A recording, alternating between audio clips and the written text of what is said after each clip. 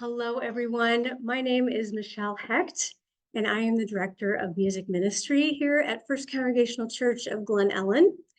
And we are here tonight to learn a little bit about the Royalties for Spirituals project that we are launching here at our church. And we will be hearing from sort of the originator, one of the originators of this idea. Her name is Susan DeSelms, and she does what I do at her church in Brookline, Massachusetts, which is in the Boston area. I'm going to start with a prayer, and then I'm going to play a presentation of Susan talking about this project.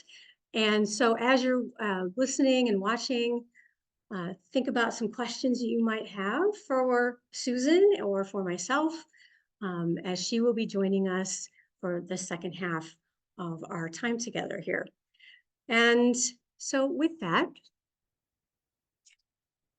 I want to start with a prayer that Mary Lotak found for us from Dr. Martin Luther King Jr. called "Shake Us from Our Slumber." When our eyes do not see the gravity of racial justice, shake us from our slumber and open our eyes, O Lord. When out of fear we are frozen into inaction, give us a spirit of bravery, O Lord. When we try our best but say the wrong things, give us a spirit of humility, O Lord. When the chaos of this dies down, give us a lasting spirit of solidarity, O Lord. When it becomes easier to point fingers outwards, help us to examine our own hearts, O Lord. God of truth, in your wisdom, enlighten us. God of hope, in your kindness, heal us.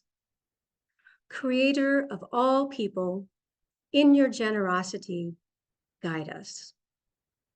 Amen.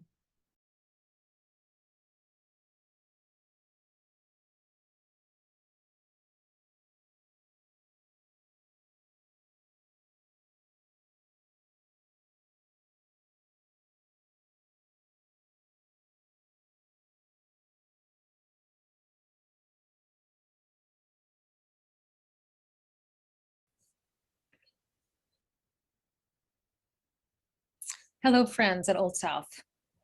My name is Susan DeSelms, and I'm the music minister at the United Parish in Brookline. I'm so grateful for this opportunity to share the Negro Spiritual Royalties Initiative with you. We officially started this program at the United Parish in Brookline this past October 31st, and have been overjoyed to find so many people just like us looking for a way to do right by this beloved body of music and by all Black Americans. We want to do what's right, but we don't know where to begin. We also know that many of our good deeds end up being unintended microaggressions. We fear that our attempts to help may be, in fact, ways that make ourselves feel better, while diminishing the people we seek to elevate. So many things. So I'll start at the beginning, and I'll take you through my own philosophical journey with this subject and how I decided to pursue the Negro Spiritual Royalties Initiative. First of all, for most white Americans, the word Negro is not at all comfortable to say. It reminds us of the word that was once so commonly used as a weapon and as a term of extreme disrespect. So why refer to these songs as Negro spirituals? The term Negro spiritual refers to the enormous body of folk songs created by enslaved Black people in America. As we've all heard many times, churches continue to be the most segregated places in America. In mostly Black churches, Negro spiritual is the most commonly used term for these songs. In churches that are predominantly not African American, we feel more comfortable calling them African American spirituals or simply spirituals. Other terms used for them are plantation songs, Jubilee songs named after the Jubilee singers of Fisk University, Afro-American spirituals, and W.E.B. Du Bois poignantly named them sorrow songs. Words matter. And while using the word Negro gives me incredible discomfort, I acknowledge that the discomfort comes from a place of Incredible privilege. What I'm learning is that we cannot disconnect the songs, even in name, from the people. Those people were not American citizens. They were enslaved people without rights or any other sort of protection under the US Constitution. They were a people so far removed from their land of origin that they may not have viewed themselves as African either. Sometimes I feel like a motherless child, a long way from home, comes immediately to mind and provides all the context we need.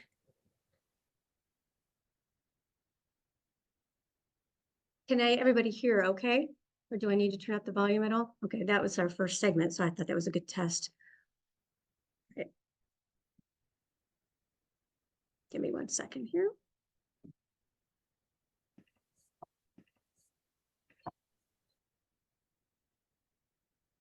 Hello, friends at Old South. Yep, I heard that one. Moving on. Okay, I'm gonna play this one at the end. All right, here's her next segment, which is the longer one. Today, I respectfully use the term Negro spiritual to distinguish these songs from other types of religious music and to give credit where credit is due. Unlike other hymns and worship music, it is nearly impossible to trace the origins of Negro spirituals back to individuals or even groups of people. Yet, even before the abolition of slavery, Negro spirituals had begun making their way into the collective memory of all Americans, and even into our hymn books, often labeled slave songs. They have also become the source of hundreds of thousands of musical arrangements and compositions published, sold, and used by churches, schools, community choruses, orchestras, bands, and pretty much every musical organization imaginable. Negro spirituals are also the intellectual property of the enslaved Black people in America.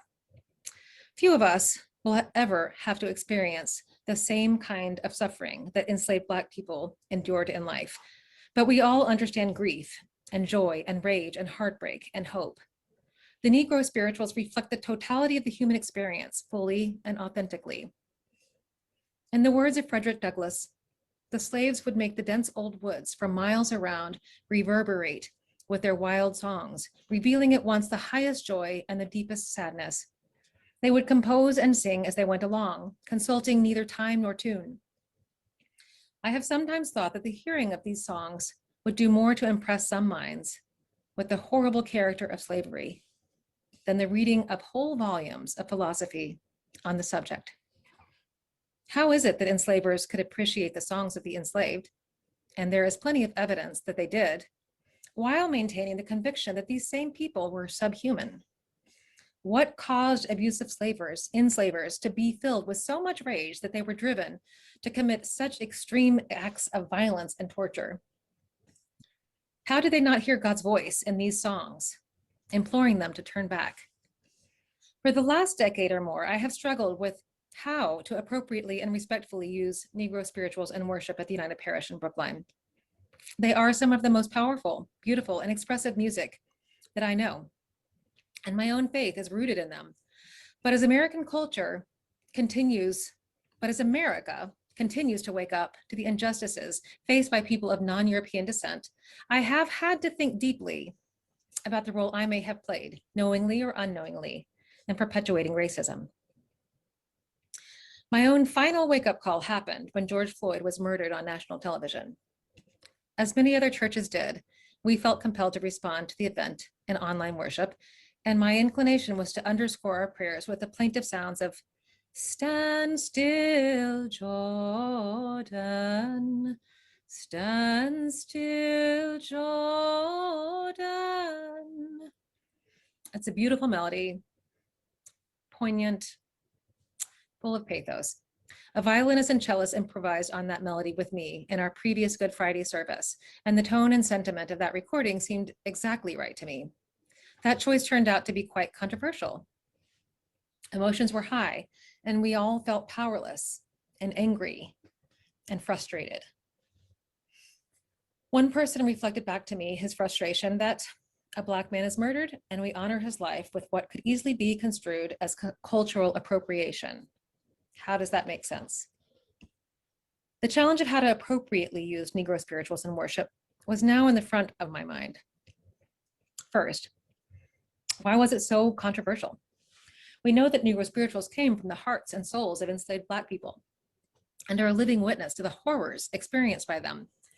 We also know they are songs of survival and resilience and a witness to a kind, merciful, and just God. Who are we to confine Negro spirituals to the past, remembering the enslaved people only by what was done to them and the power that was wielded over them, while diminishing the extraordinary beauty and art created by them? Doesn't seem right. Yes, singing them reminds us of a painful and traumatic time in American history that continues on today. And singing them brings us closer to the heart of God. Then again, who are we to share in the wholehearted joy and emotional release imparted by them? Who are we to impose our stories and our interpretations on them? No matter what, Negro spirituals are an inextricable part of American music and culture and are found by the thousands in a vast array of hymn books. Okay, so how many of these do you know? This little light of mine, I'm gonna let it shine. This little light of mine. Swing low, sweet chariot, coming for to carry me home. I've got peace like a river, I've got peace like a river. Lord, I want to be a Christian in my heart, in my heart. I'm gonna lay down my burdens down by the riverside. Go tell it on the mountain, over the hills and everywhere. Ezekiel saw the wheel way up in the middle of the air. Oh, Ezekiel saw the wheel way in the middle of the air. It's me, oh Lord, standing in the need of prayer. Let us break bread together on our knees.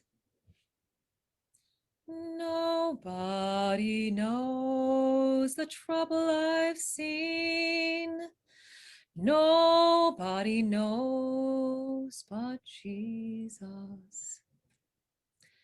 When Israel was in Egypt's land, let my people go. He's got the whole world in his hands. He's got the whole world in his hands.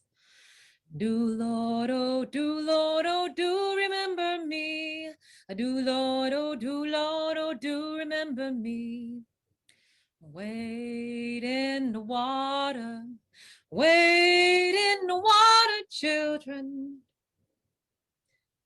We are climbing Jacob's ladder. We are climbing Jacob's ladder. Give me that old time religion. Give me that old time religion. Give me that old time religion. It's good enough for me. Keep your lamps trimmed and burning. Keep your lamps trimmed and burning. Keep your lamps trimmed and burning. The time is drawing nigh. My God is a rock in a weary land, a weary land in a weary land. My God is a rock in a weary land, shelter in a time of storm. Were you there when they crucified my Lord?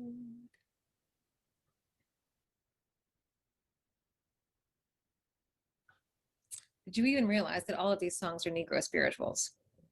This is just a short list of the possibly as many as 6,000 spirituals that exist. When I sang through them at the United Parish, Each prompt elicited a relatively accurate response from at least a few people in the congregation. Very few people realized that all of them were Negro spirituals. It's important to remember, I think, just how recent our dark past really is. So, a review of history. Pardon me while I share my screen.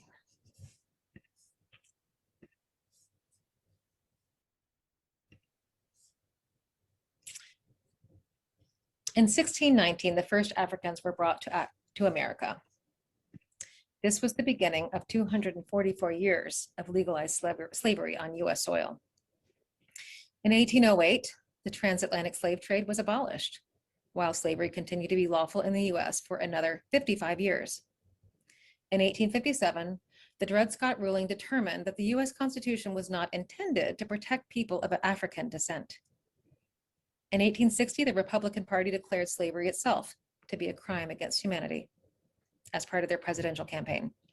Though nothing came of it, it is the first example of this term being used. In 1863, the Emancipation Proclamation freed slaves, but only in the states that had seceded from the Union. In 1865, the 13th Amendment abolished slavery and involuntary servitude in the US after 264 years, except as a form of punishment for a crime. In 1867, 3 Northern abolitionists compiled and published slave songs of the United States. According to its authors, the first 7 songs were already sung in both white and Black churches by the time the collection was published.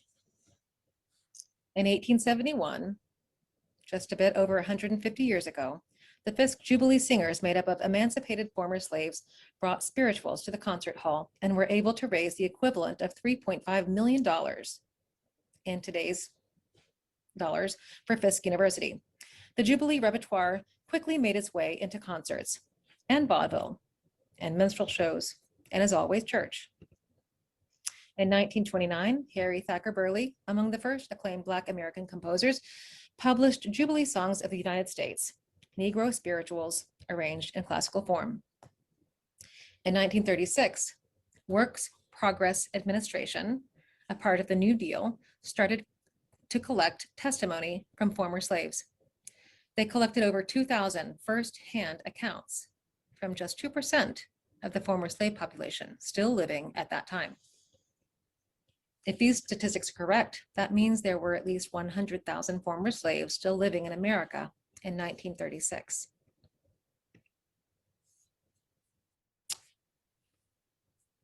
It's grim, right? One moment.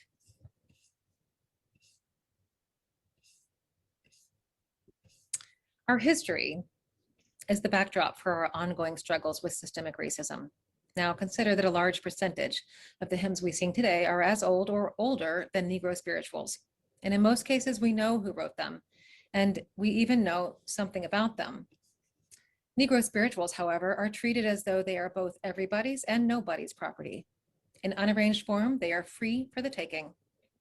We also know that formerly enslaved Black people weren't sent out into the world with a new life starter pack, complete with money, education, resume, and even proper clothing. And that time and time and time again, Black Americans have had financial security kept or stolen from them. And we know that Negro spirituals have fueled and continue to fuel the music industry, unlike any other folk music in the world. It seems very clear that now is the time for all of us to acknowledge the Negro spirituals for what they are and address the debt owed to the enslaved Black people who created them. I probably don't need to say to you that Black Americans have been last in line to receive recognition and financial compensation for the extraordinary contributions they've made to American music over and over again, because we all know it to be true. So if we really truly believe that Black Lives Matter and that we are the hands and feet of Christ, then it is our responsibility to start making things right. At the United Parish in Brookline, after many conversations with people of various ethnicities in and outside of our church, and many more hours of thoughtful consideration and prayer, we have decided to turn our singing of Negro spirituals into an act of restorative justice by collecting royalties for them and using that money to support the Hamilton Garrett Music and Arts on the border of Roxbury and Dorchester. We have committed to doing this every time we sing a Negro spiritual in worship. Each time, we also print a congregational pledge in our bulletin that explains that the money we collect in the offering plate that day, through special contributions and through matching funds from the mission giving team, will go to support the development of Black musicians. This is our pledge. The plate offering from today's service will go to Hamilton Garrett Music and Arts. We, the people of the United Parish in Brookline, acknowledge the history and significance of the Negro spirituals sung in today's worship service. With great respect and deep gratitude for the extraordinary musical contributions made to American music by Black people, we offer our thanks and praise to God for the creators of the Negro spirituals and their descendants. We pledge that each time we sing the spiritual songs of enslaved Black people in our worship together, we will sing and hear them with holy reverence, open hearts, and great feeling.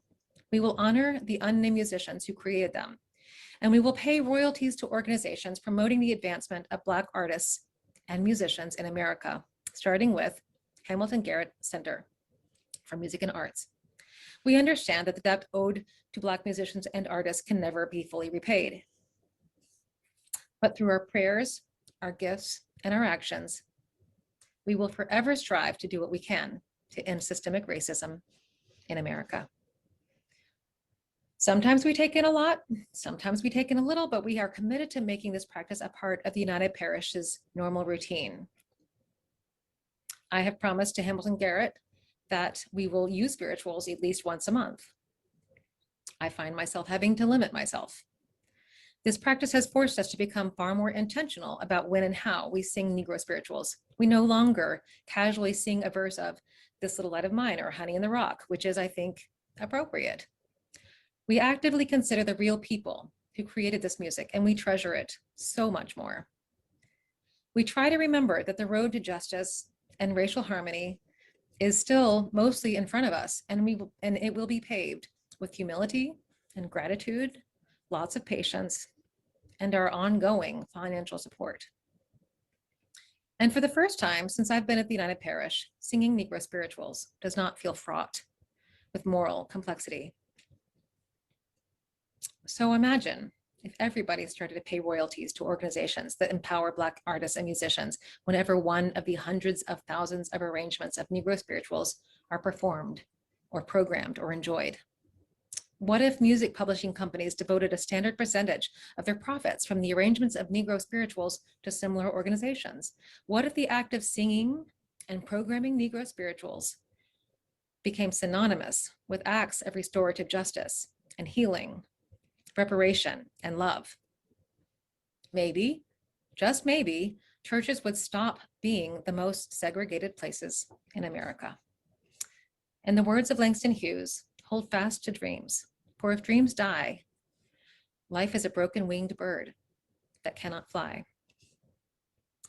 With God's help, may we hold fast to our dreams and become healers of the breach. You're here because you are thinking about this. You're wondering, this is a problem, right? We recognize that racial justice, there's a lot of work still to be done.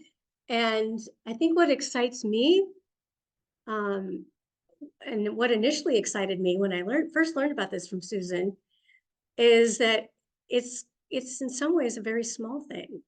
It's just a very small thing to do, but it might be a more friendly way to engage people in the discussion, because we're all familiar with these songs. And they play such a big role in our culture, and especially here at church, where we sing them all the time. And, music is kind of an easy thing to talk about. And so for me, as a musician and sitting here, wringing my hands of watching the news and what can I do? What can I do? And then Susan comes up with this idea. And I shouldn't say that she's not the only person who has had this idea. But it kind of took root around the same time. And this was during the pandemic in 2020 when we're all doing online worship and we're all in our separate homes. And like she mentioned, the murder of George Floyd really ignited the discussion again, and in a very emotional way. And so I think for me, it just seemed a very exciting idea. And as soon as I brought it to Seth, he immediately thought, yeah, that would be wonderful if we could do that here. And again, this was back in 2021. So she's been giving this talk to churches and groups, ecumenical, all denominations. And she was interviewed by Reverend Al Sharpton on MSNBC. I think that was in 2021 or maybe 2022. And an NPR article was written about it. I mean, it has really spread. The idea has spread. I've been a part of the UCC Musicians Association for over a decade now, and I've been on the board. I was president for a couple of years, a few years ago. And she was one of our members. And so we brought this together as a seminar, a webinar when everybody was stuck at home Zooming. And it was our biggest webinar yet of people. I think there were 500 in attendance live. And so there are churches all over the place who are talking about this. I'm not sure if it's taking a hold in schools. I'm not really involved much in the public schools. But in churches, we know we use these. As she mentioned, they're in hymnals, in every denomination. And when you look at the bottom of the page, it'll say African-American spiritual or traditional spiritual. Sometimes it'll say Negro spiritual.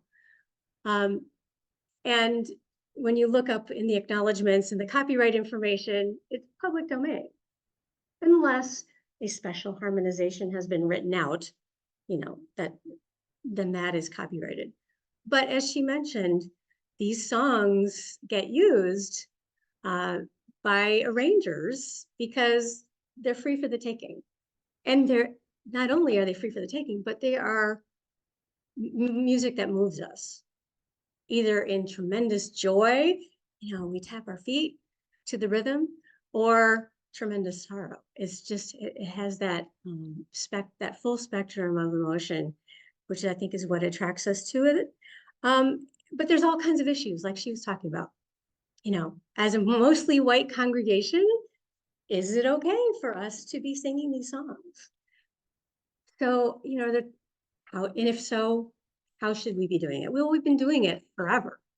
And it looks like Susan is going to be joining us. Keep your fingers crossed. Everything's going to work here. Hello, Susan. Can you hear me?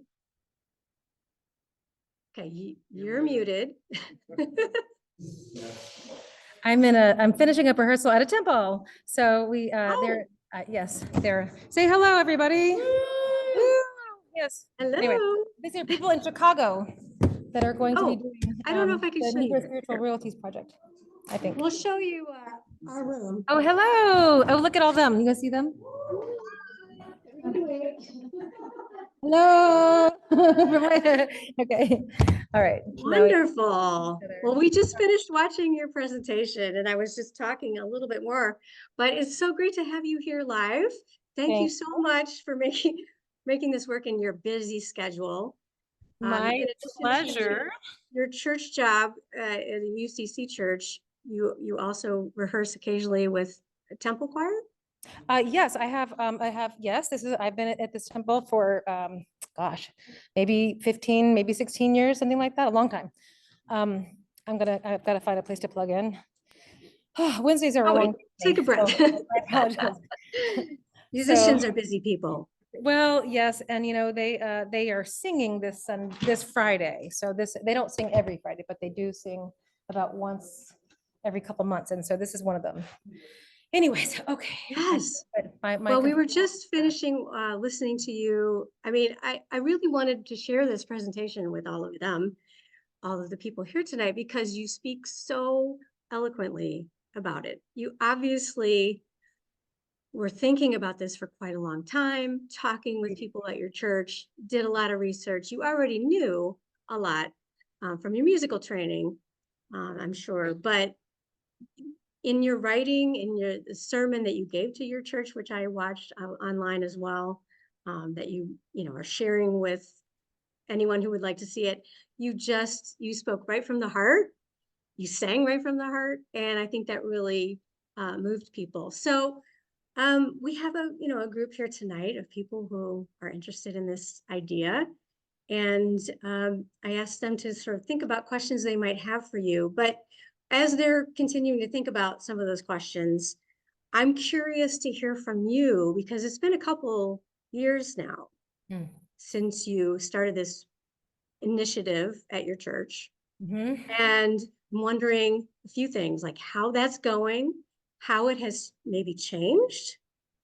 But let's start with what were the steps that you had to take to get it started in your church? Who were the people you talked to? What was their reaction? So I will say that, we were coming out of COVID when this sort of all started.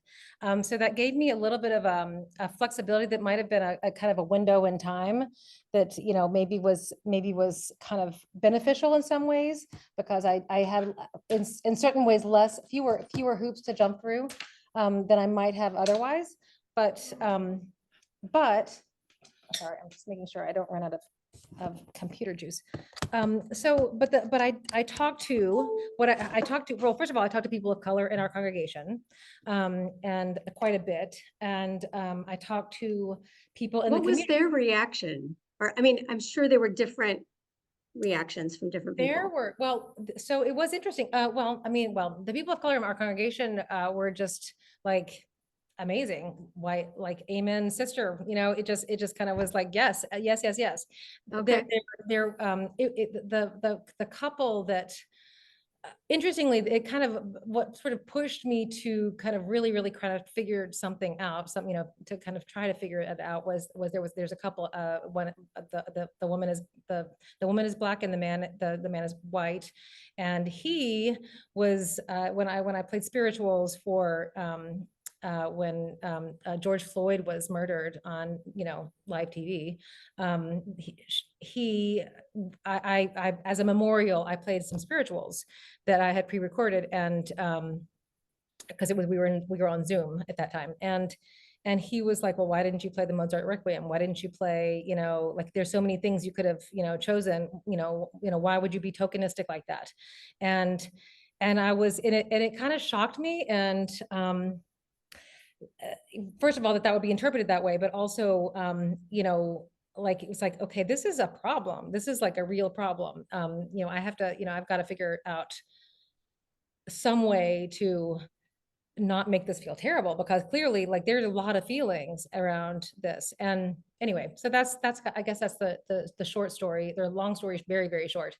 But so he was very skeptical, but she was not. And she and her mother, basically the three of us got together on my porch, and I talked to the two of them, and it was kind of like her and her mother that kind of really were like, just kind of took over the stage at that point and said, yes, obviously, this music, is shouldn't go away. It shouldn't not be used. It should be used, and it should be sung, but it needs to be acknowledged and honored and recognized for what it is, which is not American folk music. It is music of its own, its own genre and its own importance that has not been recognized and was never paid its due.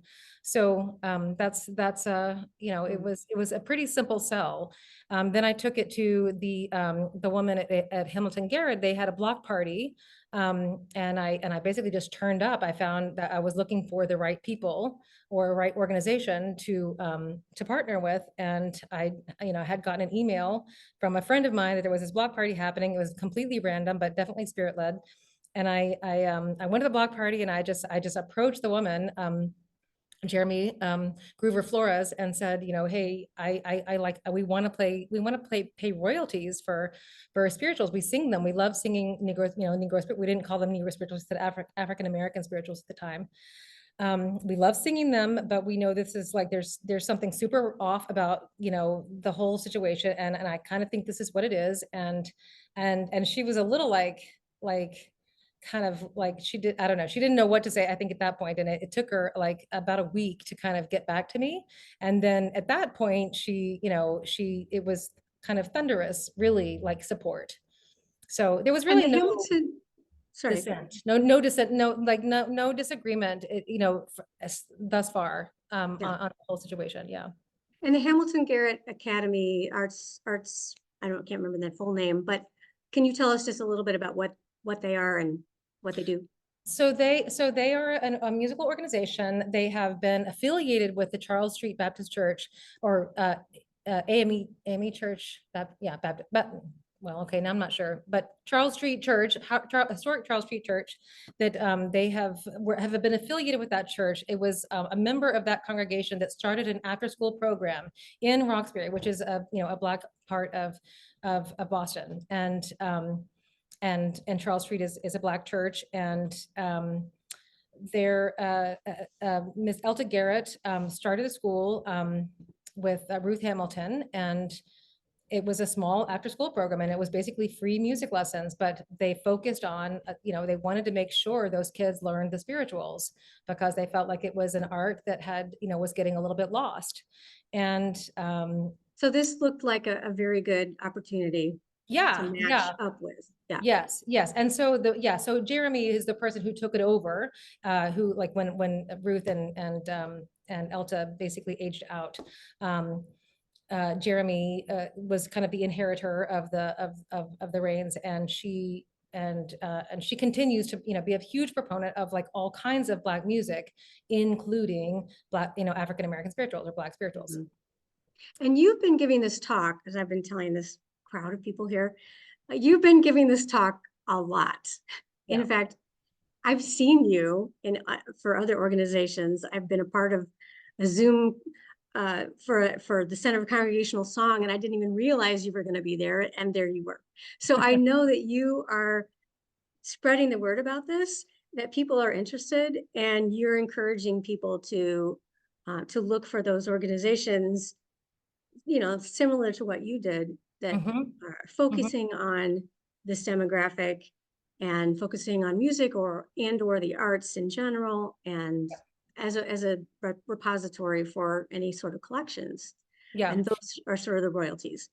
Yes, right? Yes. And I would say I would say that, like, school, the Hamilton Garrett Music and Arts, that kind of, like, was sort of a gift. And I think that, like, Jeremy Groover Flores is an incredibly eloquent speaker. If you saw some of the, she's done a lot of the interviews with me, and she was brilliant at that. And I think that, like, her ability to kind of speak so authentically and so, like, knowledgeably about spirituals was really, it gave us a lot of leverage, and able to, like, to be able to speak clearly and understandably about it, and let people know about it. But in the future, I think that, like, yes, while an arts organization is a great place to pay those royalties, I think, honestly, African American churches are as good as, if not a better place, as the continuation of this music of faith, that really was the church, the Black church. That's it's the foundation of the Black church. And I was watching a podcast recently with Andre Thomas, who, as Susan and I know, expert in the field of Negro spirituals, and he is a Black man, and he is called upon regularly to do these kind of talks about how do we sing these spirituals? How do we white folks do this? And we're feeling guilty, and is it okay? And are people going to get mad at us? And what can we call them? And we're kind of walking around on eggshells, which in some ways is good, right? Yeah. It's better than just being a bull in a china shop. But but he was. I hadn't realized that churches today are really one of the remaining places where spirituals are being sung, because I grew up in the 80s. My high school, my college, in choir, we would sing spirituals. I don't think that's being done as much today, according to this podcast and this expert in the field of what's happening in the public schools, because of the worries around misappropriation, cultural appropriation, and so forth. And so here we are as the church, and we are actually doing something great, and we don't even know it. We're keeping these spirituals alive, in my view. It's a great thing. So, all right, I'm gonna stop talking. I'm gonna ask for questions now. And the way, because I'm recording this, would you mind passing around the microphone for anybody who wants to say a question? And then I will repeat your question so that it can be recorded over here. So, do we have questions from the crowd? If not, I have other topics that can help you out. Yes. About how much money is raised through this per year from your church? So he's asking at your church about how much money do you raise per year for this? So we have made a goal of about $10,000 a year. So that's but we have a missions fund that is basically matching what we raise. So basically, I guess our rate, the amount we raise is 5,000, and then the amount they match is 5,000. So that's the goal, and it's you know, it honestly hasn't been hard to reach. People have been very enthusiastic. So, and we're a pretty small church, you know. It's we have maybe 150 at church on a Sunday.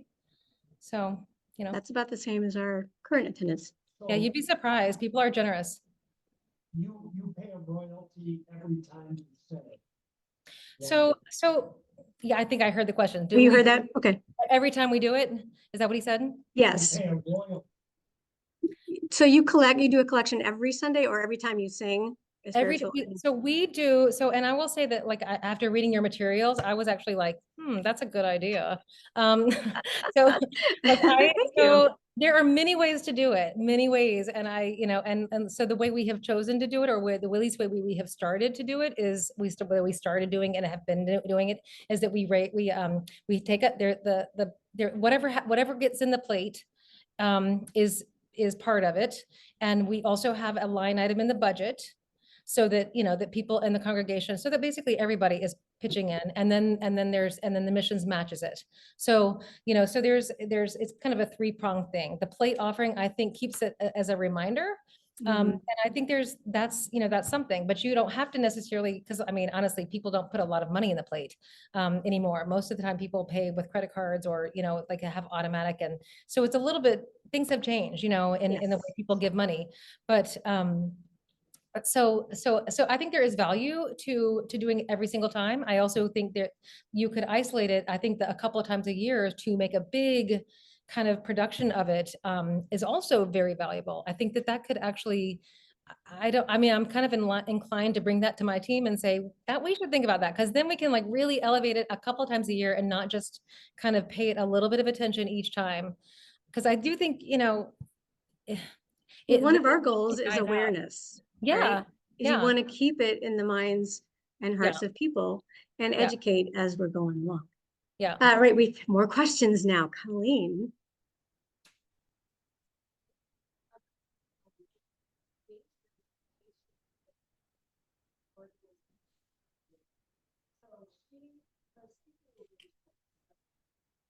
So she's asking about your congregation's partnership with your organization. You speak there every now and then, or like what kind of interactions do you have, or any? I mean, so we have had basically, well, I mean, we have made it very clear that there's nothing expected of them. But they do not sing for this supper. I want you to talk about that, because I kind of skipped that part of your presentation because I wanted to time it for you coming. Sure. So I didn't go through the practical guide, and that part of your practical guide is, I think, a really important point. Yeah. So if you want to elaborate. So I think it's the hardest thing to remember, and it's taken some practice, definitely on our part, my team's part, to remember that, like, this isn't quid pro quo. This is a debt that's like overdue. And so the money is once it's out the door, it's out the door. It's not yours anymore. And it's not ours anymore. And so what they do with that money is none of our business. And they are not expected to do a single thing in response. Now, that being said, Jeremy has wanted to kind of maintain a relationship with us, and she has wanted to kind of like have, like, drum up more enthusiasm for the project, and has come to the church, at least once a year, and brought her girls choir of like, I don't know, 6 or 8 girls that But come that's her initiative. that's her initiative. And I Yeah. have, made it super clear that it is not, expected, and that, and I actually give her a fee for coming. So it's a professional fee, and it's an entirely like, that's opt-in. And otherwise we support them as much as we can. They had a big fundraiser last year that we supported separately from this. We bought like, I don't know, it was like a certain level of, I don't know, they, how they have the levels of support. And we were like, I forget what it was, but it was some like $5,000. You were an angel. In addition to our royalties, we added a different, and that was, Okay. it was a concert. We try to go to the concerts. We try to, just do what we can in that way. But I do think, and I've heard you say this before, it's a real danger, especially with performing arts organizations. Oh, we gave all this money. Why don't your choir come and sing for us? Yeah. To have that as an expectation Yeah. is kind of feeding into this a little bit of the white savior complex. Totally. We want to feel good about what we're doing, whereas leaving that idea to them.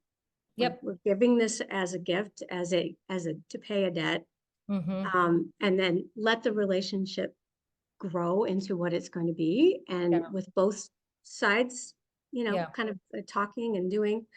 I saw another question, Rick. Actually, it's right aligned with what you're saying is, do you ever get feedback from a beneficiary that so we, in giving the money that is owed, it's always good to know it's actually helped someone, and not to pat ourselves on the back, just to know there is something solid that we're doing. Can you hear that question? Yeah. So Okay. you're wanting to know, basically, do you get feedback on how they use the money, essentially? Or if it's making a difference? A personal story of someone who has been benefited by it. So we haven't asked for, and we haven't gotten anything necessarily that specific. I will say that in the 2 years since we've been really supporting them, it's obvious that they have, they are blooming, and I have observed that, and I have been able to share that with our committee and with our church, but I've been a little reluctant to ask them to actually report things like that, just because I feel like it's theirs. This is, if you think about like generational wealth, it's most people that have generational wealth, they don't feel like they have to explain it, what it is that they have, done with it, or how it's helped them. It's just part of what they have. And I think that, our hope is that this is part of what they have and what they can count on. And that's one of the reasons why we say we are, going for $10,000 a year. And this is, and I totally get your the desiring to know that it's going to a good cause, but I also, you got to tread lightly, I think. And I think building trust is more important than getting the satisfaction of knowing that there is a big difference being made. Trust, I think, is the #1 issue that is dividing, Black Americans and white Americans today. And I think that's going to take a long time to heal. Yeah. Other questions? Tanner. So I was a little curious on like per royalties, because I'm thinking about like how a song today, it's hated royalties like per time it's played or per time it's shown. And then also like in terms of copyright laws, is there like, once we start paying, it's for the life of the writer and then 70 years after they're passed, I think is the copyright royalty law. I might be able to see. But anyway, is there a time limit maybe on a particular spiritual, or is it like we're going to be dead by that time anyway? And like, so how do you, or like we're paying a lump sum because we clearly haven't paid at all for this many years. Our church has been around for over 150 years. We haven't paid. So I guess what's your view on like the time limit or how to combine that? Okay. Yeah, I hear your question. This is something I've thought about a lot. So, okay, so basically there is no legally binding anything regarding paying royalties for Negro spirituals. They were written by enslaved people, they were sung by enslaved people, they were put into books, they were published and used by white people, like, you know, during before slavery was even abolished. And they're you know, even if it was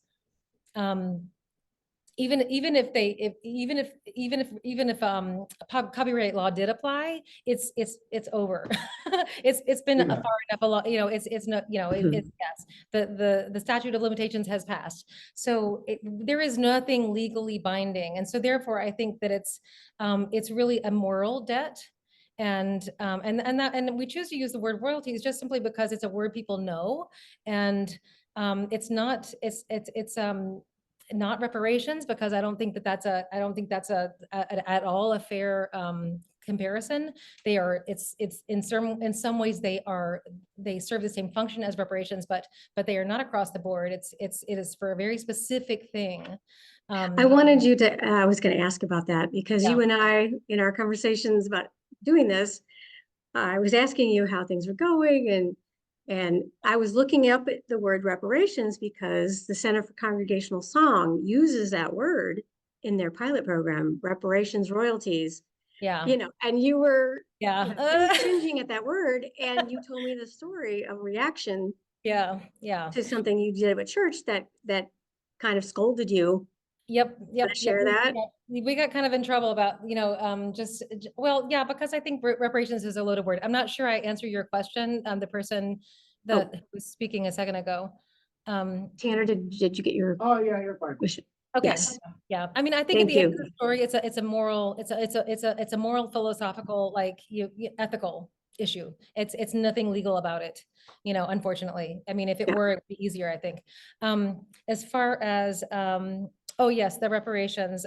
Yeah, so we had one of the people that does communications at our church. They have a communications team, and they put a sign on the on our lawn that said, we believe in reparations. Ask us about it. It was a very like vague, leading kind of like, you know, you wouldn't know. It said nothing about the Negro Spiritual Royalties Project on there, but it just said, we believe in reparations. Ask us about it, you know, or something like that. And, you know, and I think it was just meant to like, you know, kind of get some attention. And It did. It did. Yes. But the Black and Brown, they're called the Black and Brown Club of Brookline. They basically, you know, kind of confronted me after finding out that that's what, you know, the reparations were referring to, which frankly they weren't, but whatever. Okay, so like that was. But your face and your name was out there by now. You know, the words were exchanged by different people, and that was the message that was received. And they said, excuse me, you're using this word. That's not the right word. You know, like, you know, reparations means something. You can't just use that word. That means something. That means something to, you know, I mean, there are a lot of poor Black people in Brookline, you know, that need reparations. You know, if you're going to put that word on your sign, you need to stand behind it. And anyway, it was, you know, and I said, well, so this is what we are doing. And they said, well, that's not reparations.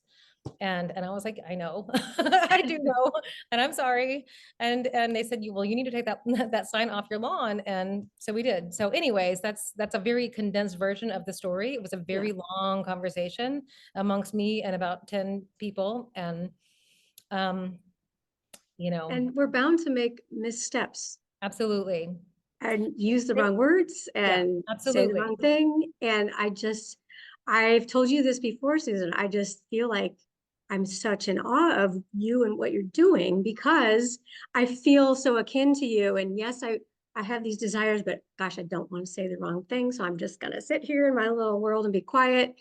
And then you actually kind of stuck your neck out a little bit and got something done. And yes, it's going to ruffle some feathers, maybe, or lead to more conversations. Well, I mean, and that's what inevitably happened from that was that, you know, I was like, you know, hey, like they said, well, we understand what you're saying now. And we understand, you know, they were very gracious about it. They like didn't, it ended well. The conversation ended well, but it was very clear that line shouldn't be crossed. And so. Yeah. for And whatever it so means. Yeah. as you've been talking to a lot of people across the country and giving webinars, and people have been sharing with you the ideas, or maybe asking questions of you. I mean, what have you been inspired by, or what have you seen happening? And that's good. I mean, well, you know, well, because, well, a lot of, I mean, there have been across the country. I've heard from people directly, probably from at least, I don't know, 50 or 60 churches where that will write to me and say they have started it, they've been doing it, they think it's a great idea, yada, yada, that kind of thing. But then I've also heard from people who are just out there doing their thing, and they go to a church while they're on vacation. They were like, hey, they're doing that thing that we started, and your name's in their bulletin, and and I was like, really, that's cool. Like Duke University, so like that was Duke Chapel had, did, basically, yeah, did our project. And I knew that they were doing something, but I didn't know that they were really doing it. And anyways, whatever, it's fine. Right. Well, as I was mentioned, I don't know if I've said this when you were on the call or not, but what I was inspired by, thinking maybe we could do this, is because in some ways it's kind of a small idea. You're just doing this one little thing. But even in the time that we've been exploring it here with people in the church, on staff, and this task force we put together, it is just exploded in conversation. I mean, it just, we even in our research, we've just kind of been going down these paths of learning, like, what is reparations? What does that refer to? And I'm, reading all these articles about it, and I'm talking to people, and I'm joined the NAACP of DuPage County. Didn't know we had one, didn't know I would be welcome in that arena. And, so in many ways, like this one little thing that, you and I, Susan, are probably the reporters, right? Yeah. We report back to these licensing agencies. Okay, here are the songs that we use every week, the copyrighted ones, Right. We don't have to report the ones in public domain, but, this one little thing that we're doing, like the way you have looked at it through your lens of social justice is inspiring, because I think it in some ways enables us to talk about it in a less threatening environment. Like, oh, we're talking about music. And then through that conversation of music, it leads to deeper topics and conversations. And we hope in what we're doing here with our team, we wanted to address it in worship, because that's where we use the songs, and in church school as well, in our children's education. But we also wanted to have a component of education, because there's so many topics that need further discussion, and it's incredible. to educate There's so ourselves. much to learn. It's so much, that is just fascinating and so moving. And also you feel as though, like, really it's so, gosh, it's so recent. It does. I mean, we think of it as being so long ago, and it wasn't. And why, the reason why race relationships are still so fraught. It's absolutely. And you were talking about building the trust. So our third focus was really building relationships. And so we've got a pizza and social justice team that's not part of our church, but they meet here at our church and aligns with a lot of the things that we're talking about. So we're trying to connect with them. We've reached out to Black churches in the area, some I didn't know about before. And we want to keep those connections going. So through this offering and identifying what we found isn't, it wouldn't be the same kind of academy that you give to, but ours is sponsored by the NAACP. I think it's actually a national organization called Act So. And it's for high school students enrichment, and part of it is the arts, but some of it is STEM related. But the STEM kids, they told us, their part is funded by groups like Fermilab and these big corporations. And so when we said, well, do you have a music component? That would be great. The humanities does not have that. So, it seemed like there was a need there. But what I was going to say when you were talking about building trust is one of the things that our team has found is, here we are, these nice, well-intended white folks trying to do some good. And we are aware we don't want to come across as the white savior. We want to do what's needed. We want to be in conversation. We want to listen as much as we're talking, and maybe more. And it's taking some time. I mean, we live in a very segregated place, and it's a very small population of people of color where we live, and finding them is not so easy. Talking to them and developing a relationship and developing some trust is taking time. And I think that's just part of it. And so I think what I'm learning is we just have to keep showing up. And this is not just, I'm thinking about this today and I want to sign it, I want to write a check and then we're done. That we need to commit to a relationship where we're listening and engaging with one another. And we are just at the very, very beginning of this. Yeah, so exactly. Yeah. And don't be afraid to to backpedal and say, wait, I think we're going, this was well-intentioned, but we need to think about, to keep checking, keep checking yourself. But yes, I think it's sticking with it and showing up and, investing that time and letting, I think that one thing that's been hard for us too is that, I think everybody wants to have, can't we get them to come to our church? Can't we get, and it's like, I think we need to go to their church first, and I think I think we got to show up for them and not expect them to come to our, this is a trust, if you're wanting to show people that you are trustworthy, then be brave and be willing to be uncomfortable, being willing to be the one white person in the room instead of, expecting the black person to be the one black person in the room, which is, just chronic. So anyway, absolutely. Yeah. Amen, sister. You and I both know Keith Hampton, and, he's often the one person of color in the room in our field, and he shares with that, but he has this gift of bringing people together. And so I'm really excited that he's coming. Well, we're coming to a close here. Is there anything that you want to, any other advice you want to give, or? I have a couple things. I just want, one thing I want to say before I just want to make sure I say it. And that is like, you guys are so lucky to have Michele, and, you're such a great leader. I mean, I am just always so impressed when I work with you, how organized and how thorough and how you just are such a good leader. And I really appreciate, this has been really actually a nice boost to be able to get to talk to you guys tonight. So thank you. And thank her, because she is an amazing, amazing leader. And so there's that. Thank you, Susan. Yes. And when you sing, when you sing spirituals and when you bring them to your congregation, when you sing them with your congregation, I think that people get really hung up on a lot of different things about, interpretation and dialect. When dialect is written out, what do you do? What do you do? Is that, and the dialect conversation has come up enough times that I feel like I know what's going on there. And if you ask yourself, if anybody in the room is a musician, has ever done French Latin, for instance, when you're singing a piece by a French composer, you might sing French Latin, or you might sing German Latin. And these are kind of performance practices, things that you do out of respect for the composer and where he comes from, where she comes from.